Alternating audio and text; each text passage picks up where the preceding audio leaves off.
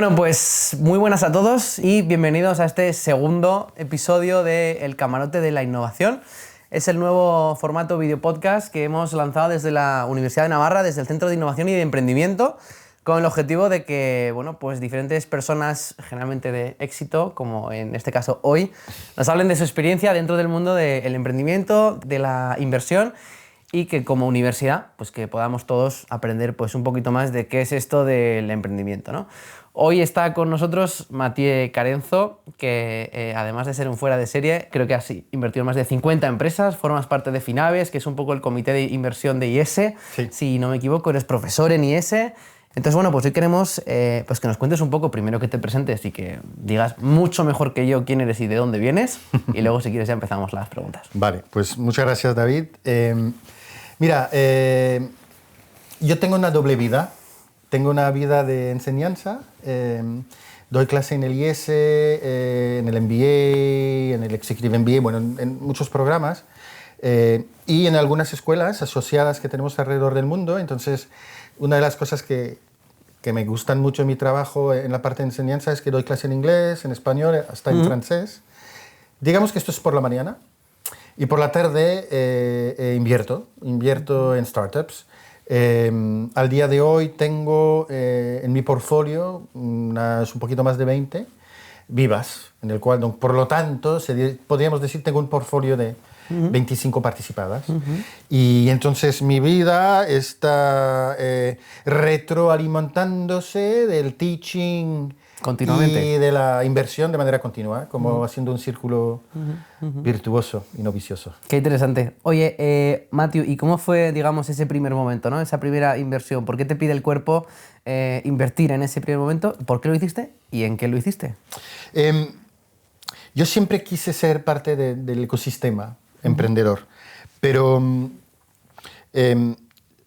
no soy o no tengo las habilidades y los skills necesarios, desde mi punto de vista, para ser un emprendedor de mucho impacto. He creado, te iba a decir muchas empresas, varias empresas. Puedes decirlo. Bueno, un número alto de empresas, sí. pero nunca han sido empresas que han tenido un impacto importante a nivel de empleo, 50, 100, etc. Siempre nos hemos quedado relativamente pequeños y creo que una de las razones está muy relacionada a mí como persona. No disfruto particularmente la gestión de equipos, para decirlo de alguna forma. Y como no lo disfruto particularmente, pues por consecuencia tampoco soy muy eficaz en ello. Entonces yo busqué una forma de seguir siendo clave en el ecosistema, pero sin ser emprendedor. Vale. Y el camino que encontré es el de Business Angel. También tuve en su momento un fondo de capital riesgo, pero la figura que realmente con la cual me siento más cómodo es la de inversor privado. Digamos el concepto de Business Angel, ¿no? Que es un sinónimo, por así decirlo. Sí, pero bueno, a ver, de Business Angel hay mucho de business y poco de ángel, ¿vale? Vale, no nos equivoquemos. Pero esta figura de Business Angel, de aportar dinero propio en startups, en fases iniciales, es realmente lo que me gusta hacer, donde después de 20 años ya tengo cierta capacidad y eficacia y se ha transformado en algo más. Es mi misión, es decir... Parece un poco cheesy para hablar a la americana el tema, pero durante 20 años buscaba, no un propósito, pero una misión que realmente me llene, y esto lo está haciendo. Este dúo de invertir muy early, soportar a los emprendedores, a las emprendedoras por un lado, y retroalimentar en mi forma de enseñar, es algo que realmente disfruto. Podríamos decir que por la mañana, digamos, estás en esa fase más de profesor, pero también de tocar la realidad, lo nuevo, lo último, ¿no? Incluso tú enseñarlo, y luego por la tarde lo pones en acción, por así decirlo, ¿no? O al revés. Sí, vale. Walk the talk. Creo que es muy importante, en particular en iniciativa emprendedora. Es decir, yo creo que hay otros verticales en el cual la práctica no es tan importante a la hora de enseñarlo. No sé, marketing o contabilidad son materias en el cual la experiencia probablemente no sea tan relevante como iniciativa emprendedora. Y es verdad que es realmente un placer poder hacer los dos. Y al final, no me has hecho la pregunta, pero te voy a hacer la respuesta. Cuéntamelo. Fíjate, ¿qué es lo que realmente me da orgullo o me enorgullece a la hora de invertir en empresas? Ese por qué, ¿no? Digamos, ¿por qué lo haces hoy en día? El por qué, más allá de la satisfacción personal y de retorno económico, que no nos equivoquemos, son los empleos creados por estas empresas. Yo invertí en Globo, invertí en Amphora, en Bizoway. Al final, estamos hablando de empresas que han creado miles de empleos. Y ser, ¿sabes?, una parte de este logro, está bien. En parte con esta respuesta me has contestado, pero me has hablado de cómo empezaste. Pero ¿en qué momento haces clic para decir, vale, esto quiero que sea mi modo de vida, ¿no? ¿Cuándo decías? Porque entiendo que no es fácil y riesgo tendrá mucho. Sí. Yo creo que es un tema fundamental de búsqueda de la felicidad, de los valores que persigues. Yo, hasta llegar a tener 30, 35 años, mi vida ha sido principalmente trabajar para cuenta ajena. Y poco a poco he perdido el gusto de hacerlo, hasta llegar a un punto en mi vida en el cual, para ser feliz, para también ser buena persona dentro de mi hogar cuando volvía del trabajo, la libertad ha sido primordial. Y la libertad para mí en este momento era asumir el riesgo de coger las riendas de mi vida y de tomar el riesgo de responsabilizarme de mi cuenta de resultados. ¿Esto qué significa? Pues montar una empresa y varias para generar unos ingresos y dedicar estos ingresos a invertir en startups. Y otra vez, y más grande, y creas más empleo y, en definitiva, más impacto, que digamos podría ser ese porqué, ¿no? Sí. Y después de estos 20 años de experiencia como inversor, ¿cómo invertías antes y cómo inviertes ahora? O sea, ¿dónde está ese aprendizaje? Porque también habrás aprendido mucho, ¿no? He aprendido 3 cosas. La primera es paciencia. El mundo de la inversión, para ser exitoso hay que ser racional. Tú puedes poner emocionalidad ahí porque al final yo invierto mi propio dinero, por lo tanto la gente en la cual invierto me tienen que caer bien, tienen que ser buenas personas, pero fundamentalmente paciencia, no hay que saltar a cada oportunidad, que es el primero. El segundo, cada día más me enfoco en algunas características específicas del equipo emprendedor, que son 2. Uno es la diversidad, otro es la empatía. Quiero emprendedores y emprendedoras que sean capaces de montar equipos que abrazan todas las sociedades en un conjunto, que no se limiten a un perfil específico, sino que mujeres, hombres, viejos, jóvenes, ingenieros, business people, desde muy pronto. Eso es un señal de capacidad de crecimiento.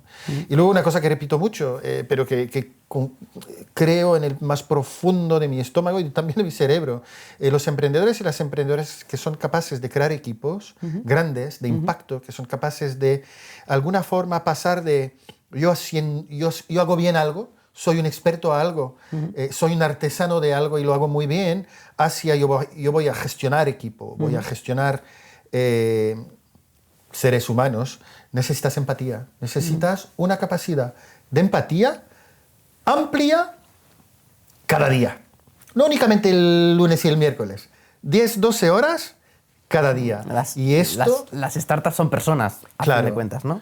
Y las que crecen son las que tienen funders que cuidan de las personas. Porque al final, cuando tú eres jefe de equipo, ya no gestionas gente. Y tienes que tener una voluntad profunda, real, genuine, diríamos en inglés, de querer a estas personas. Parece un poquito tontito, pero no es así. Es muy importante. En absoluto. De hecho, quizás sea lo más subjetivo y lo más complicado, y eso te lo da la experiencia, ¿no? De hecho, en el emprendedor suele ser al revés, ¿no? Primero se enamoran de la idea y finalmente terminan construyendo el equipo. Y un inversor primero se fija en la idea, por supuesto, pero has empezado contestando por las personas, ¿no? Que muchas veces es lo más complicado de gestionar. Sí, Porque las personas son al final lo que controlan el negocio. Cuidado, las personas pueden ser muy buenas. Si el mercado no responde, esto no va a ser un exitazo para mí como inversor.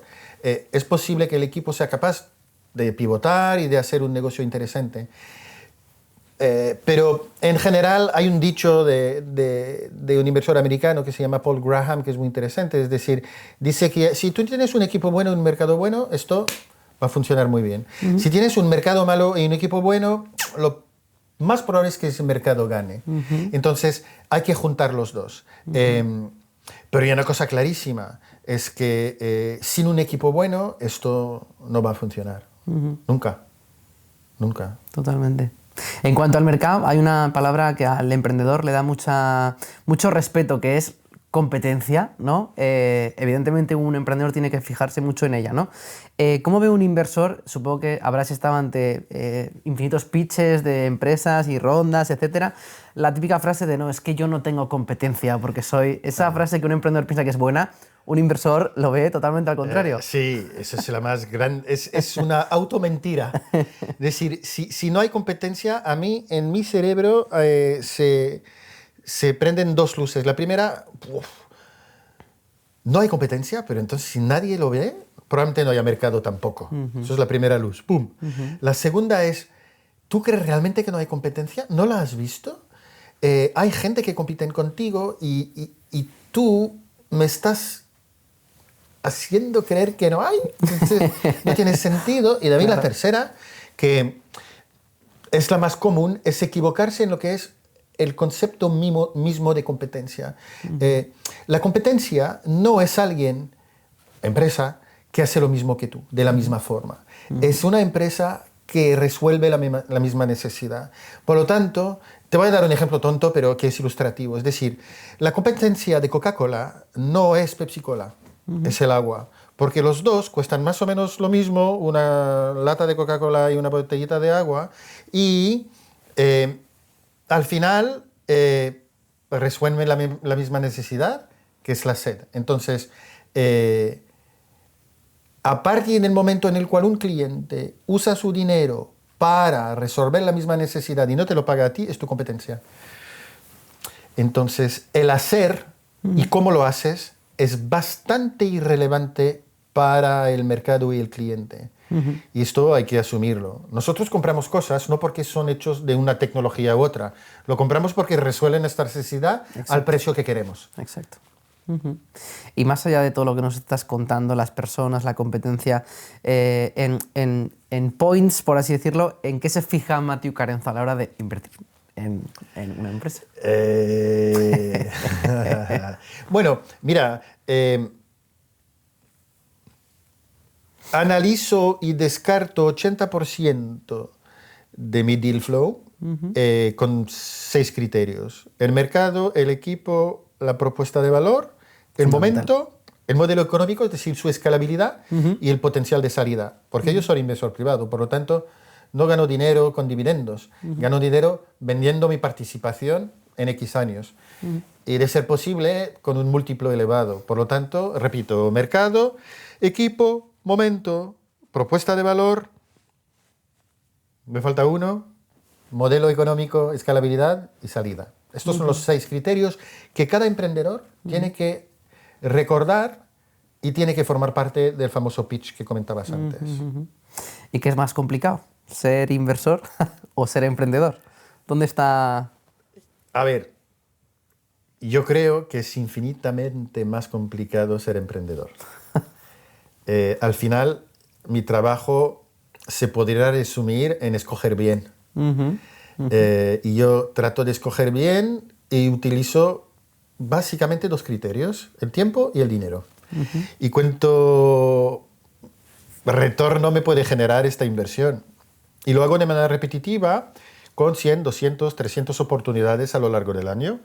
¡Buah! Un emprendedor, una emprendedora, 5.000 decisiones al mes. Y además otra cosa, si una de mis invertidas no funciona, tengo 24 otras. No pasa nada. El emprendedor o la emprendedora, si fracasa o si el proyecto no funciona, que es lo más común, pues tiene O que pivota reempezar rápido o a volver a empezar todo otra de vez. cero. Por lo tanto, realmente y desde el fondo del corazón, yo tengo un nivel de admiración hacia las emprendedoras y los emprendedores infinito y soy muy consciente que su vida es infinitamente más complicada que la mía. ¿Qué consejo le das a un emprendedor que se expone por primera vez ante un grupo de inversores? Trabaja, trabaja, trabaja. Esto, no hemos nacido sabiendo saber un pitch.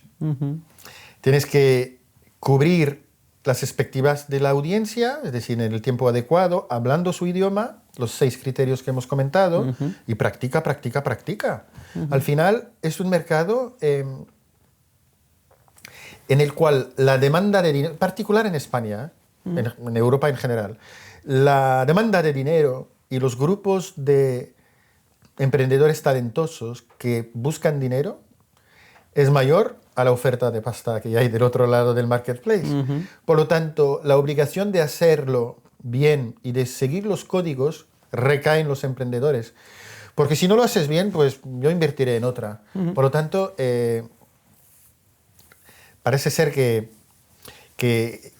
esto lo hemos dicho bastante, pero usar el vocabulario de tu interlocutor y practica. Porque yo también te digo, David, a ver, una forma muy sencilla de seleccionar un proyecto es como creo que te lo has currado tu pitch. Si no te lo has currado, bueno, pues, si lo mínimo que tenías que hacer era curártelo y no lo has hecho, pues mira. Por ahí va un poco la siguiente pregunta, ¿no? El pitch al final es como la exposición final para el emprendedor, pero quizás casi la primera para el inversor, ¿no? Sí, señor. Hay una especie de gusto por el pitcheo, pero que siempre va acompañado de un pitch deck, que es lo que os estudiáis a fin de cuentas, ¿no? ¿Tienes algún ejemplo de que un pitch deck sea muy bueno y un pitch haya sido desastroso? O al revés, un pitch deck quizás no demasiado bueno, pero que el pitch te haya dejado sorprendido. Puede ser, totalmente, pero hay una cosa que todos los emprendedores del mundo tienen que acordarse, es decir, yo voy a mirar tu pitch deck si tu pitch ha sido bueno, si no, no lo voy a mirar. Es decir, esto es, bueno, es una cosa que de hecho cuento en el libro, fíjate, en el sentido de que son fases consecutivas en el cual tú tienes una tasa de mortalidad. El primero es el pitch, de 2 minutos, tipo elevator pitch, o 5 minutos, tal. Pero el primer contacto emprendedor-inversor, que sea one-to-one o en un foro, en general, es la presentación del pitch. Y en el primer minuto... Tiene que haber entrado ya. Si me interesa o no. Entonces, ¿qué te quiero decir? Y te lo voy a decir de una forma muy directa y un poco vulgar. Si la cagas en el pitch, no voy a mirar tu deck. Por lo tanto, te tienes que curar esto para que llegue. Ahora, hay un estudio, porque haces la pregunta que es muy interesante, de DocSend. ¿Sabes? DocSend es esta herramienta en la cual tú básicamente puedes ver los decks que te envían los emprendedores. Los inversores miran los decks en un promedio de 2 minutos y 36 segundos. Wow. Por lo tanto, Qué barbaridad. Es que es el tiempo para decidir si vas a mirarlo más o si vas a invitar al emprendedor a sentarse contigo.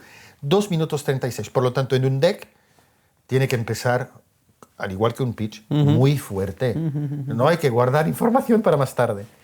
Esto, David, es porque el recurso escaso de los emprendedores, por la propia naturaleza, es el dinero.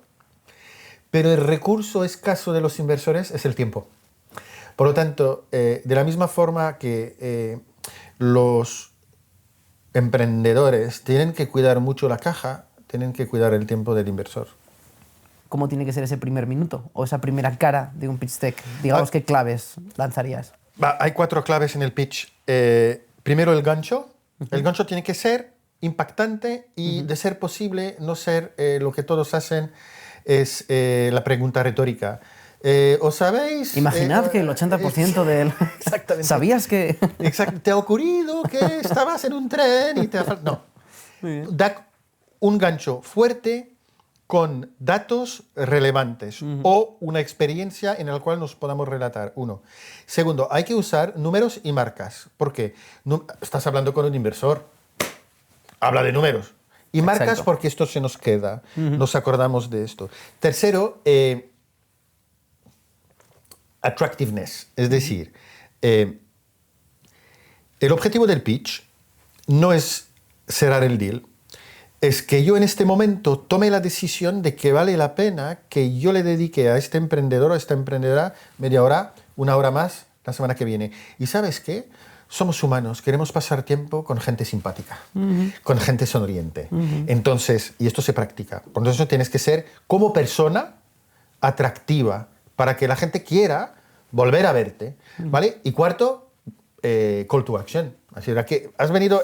Eso no es una poesía. Yo siempre cuento la historia de mi hija, que me contaba poesía, entraba y me miraba y decía, oye, papi, ¿me ha ido bien? Digo, pues, a ver, el content está, pero ¿por qué me lo has contado? Ah, bueno, vale, entonces, ¿para qué estás contando todo esto en este momento? Termina con un pedido. Y hoy en día, fíjate que es lo maravilloso de la tecnología es que si tú me haces un pitch y estamos los dos, tú me puedes cerrar el deal en este momento. Oye, tío, estoy en Barcelona el martes a las 4. Nos vemos a las 3. Y ahí, ¿sabes qué? Me forzas a decirte que no. Y yo soy humano, no me gusta decir que no. Luego te arreglarás para coger un tren y estar a las 3 en Barcelona el martes.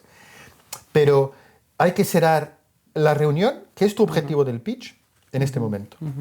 Por eso es tan importante, ¿no? También, si se puede, conocer a quiénes van a ser las personas que vas a tener enfrente en un momento como ese, ¿no?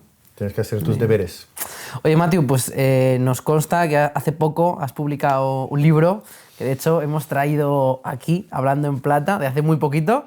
Digamos, ¿qué ingredientes hay aquí dentro? ¿Por qué Matthew Carenzo escribe este libro? Mira, gracias, David. Es una pregunta que me he hecho mucho. Y que seguro que te han hecho incluso en casa, en todos lados, vamos. Sí, cada vez que me estaba trabajando en esto en lugar de hacer otra cosa. Mira, hace muchos años que doy clase y tengo impacto con grupos de 50 o de 60. Ya he ido a conferencia, más gente. Y en muchos casos la gente me decía, lo que tú nos estás contando, lo estás contando de una forma que nos permite entender mejor algo que nos parecía complejo. Y entonces dije, mira, a ver si esto lo puedo hacer en un libro que no tenga un impacto a golpes de 50, de 100, tal, sino que todo el mundo lo pueda comprar. Entonces, es el objetivo, que es perseguir la misión que te comentaba anteriormente. Es hacer que los emprendedores y las emprendedoras tengan el conocimiento necesario para tener menos miedo, a la hora de emprender. Eso es la primera parte. La segunda parte es también alentar a toda la sociedad a invertir en startup. Tenemos un problema en España. Somos la economía número 12 a nivel mundial. Y a nivel de intensidad inversora en startup somos número 26. Toma ya. ¿Por qué? Porque tenemos costumbre histórica a invertir en bolsa y a comprar inmuebles y alquilar pisos. Y esto no nos ayuda. Tenemos que cambiar esta dinámica, porque también tenemos otro problema. Tenemos un desempleo juvenil absolutamente terrible y los dos están ligados. Tenemos que crear empresas porque estas empresas crean empleo. Y para crear empresas y crear empleos necesitamos que los que estamos en condición de invertir en estas empresas lo hagamos más. Por eso escribí el libro. Muy bien. Y Matthew, una de las últimas preguntas, quizás también abordando este éxito de 20 años en este mundo de la inversión, pero esas sombras, esas luces oscuras, esos momentos de ¿por qué estoy haciendo esto? ¿Algo te ha salido mal?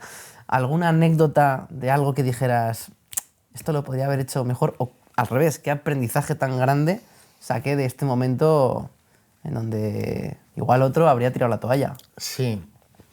Bueno, a ver, invertir en startup es un juego peligroso. muchas de las inversiones no triunfan, muchas de las empresas se cierran y entonces tú tienes que aprender a equivocarte. Pero yo creo que la equivocación es parte del camino. Hay una frase de Churchill que dice que el fracaso no es definitivo, el éxito tampoco, lo que importa es el coraje de seguir. Y yo creo que eso es lo que te da fuerza en la vida. Entonces, el camino, ¿no? Absolutamente. Y no parar. Nunca. La resiliencia que tú necesitas para emprender y tener éxito, la necesitas también para invertir. Sí, señor. Matthew, y consejos, no solo en un entorno universitario como este, aunque estamos en un barco, esto es una universidad, sí.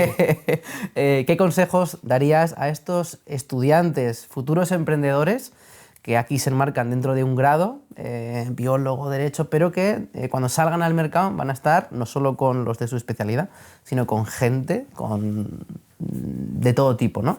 ¿Qué consejos les darías a esos estudiantes que quieren emprender y que están empezando?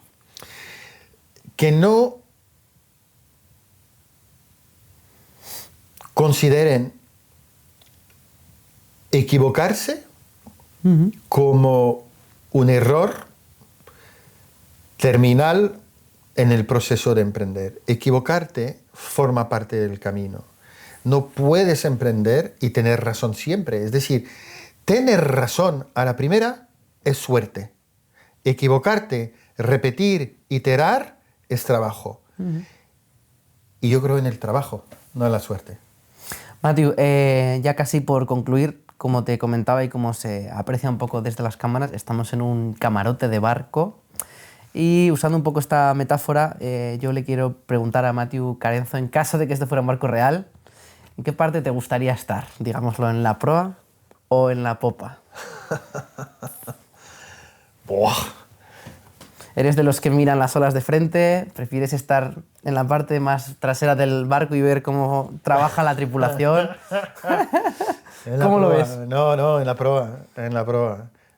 Bueno, la proa es la parte delantera. Adelante, vale. Efectivamente. Adelante porque yo estoy absolutamente convencido que no hay tiempo, es decir, que tenemos que ser honestos, tenemos que ser transparentes y enfrentar nuestras fuerzas y debilidades. Y cuando estás enfrentas la vida, enfrentas el viento, el agua y ves la realidad. Y aunque puede doler y ser más difícil, es un camino más enriquecedor, creo yo. Y en la proa, definitivamente, delante y mirar de frente hacia dónde vamos, ¿no? Y ahora, en cuanto a la altura, ¿eres más de estar con la tripulación o en lo alto del mástil? En lo alto del mástil, digamos que los vientos son más fuertes, las vistas son mejores, pero digamos que en cubierta, pues eso, estás rodeado de personas, ¿no? Sí, pues yo creo que soy más de arriba, solito, pero que me gustaría estar abajo. Bueno, también desde arriba ves perfectamente cómo trabaja todo. Se mueve mucho. Luego nos mareamos. No lo sé. Creo que aquí tengo un dilema importante. Bueno. Oye, Matthew, pues por nuestra parte, creo que no tenemos ninguna cosa más. De nuevo, agradecerte muchísimo estos tips, esta experiencia tan grande que has podido compartir hoy aquí en la universidad. Y bueno, decirte que este ha sido el segundo episodio y que ojalá nos podamos ver muy pronto y que nos cuentes muchas de las batallas que seguro tienes todavía que librar. Pues, así que muchísimas gracias. Gracias a ti, David, encantado, y me ha encantado el viaje.